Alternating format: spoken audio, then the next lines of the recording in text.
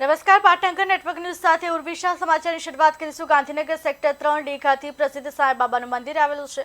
આ મંદિરનું નિર્માણ 2007માં થયું હતું. આજની તારીખમાં મંદિર ભક્તો માટે એક વિશ્વાસનું પ્રતીક બની ગયું છે. ગુરુવારના દિવસે મંદિર ખાતે ભક્તોનું ઘોડાપૂર ઉમટી પડે છે. મંદિર ખાતે અલગ અલગ મંદિર દ્વારા કેમ્પનું આયોજન કરવામાં આવે છે, જેમ કે આયુર્વેદિક કેમ્પ, આઈસ ચેકઅપ કેમ્પ તથા ડાયાબિટીસના કેમ્પનું મંદિર ભક્તો માટે વિનામૂલ્યે આયોજન થાય છે. મંદિરના પ્રસાદી પણ એક અલગ વિશેષતા છે. દર ગુરુવારના દિવસે આશરે 30 થી 35 કિલો ખીચડીનો પ્રસાદ બનાવાય છે. 500થી વધારે શ્રદ્ધાળુ આ પ્રસાદનો લાભો લે છે. શ્રાવણ મહિનામાં અલગથી ફરાળી પ્રસાદનું આયોજન કરવામાં આવે છે.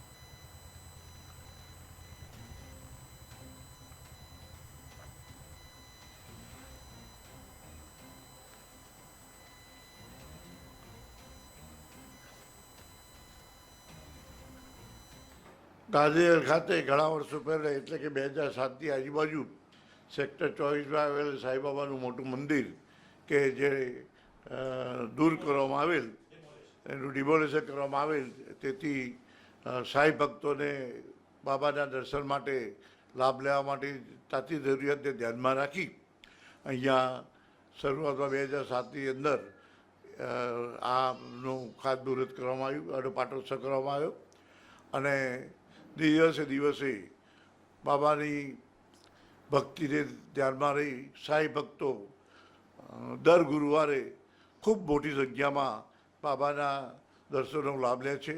જુદી જુદી માન્યતાઓ પણ રાખે છે અને લોકોની જે માન્યતા રાખેલી એ પૂરી થાય ત્યારે એ એમને ભેટ સ્વરૂપે અને ખીચડીના સ્વરૂપમાં, પ્રસાદીના સ્વરૂપમાં એ લોકો દાન આપી અને અહીંયા દર ગુરુવારે લગભગ 500 માણસ જમે એટલી, એટલે કે 100 કિલો ખીચડી બનાવવામાં આવે છે અને સાંઈ ભક્તો હર્ષભેર આનો લાભ લે છે.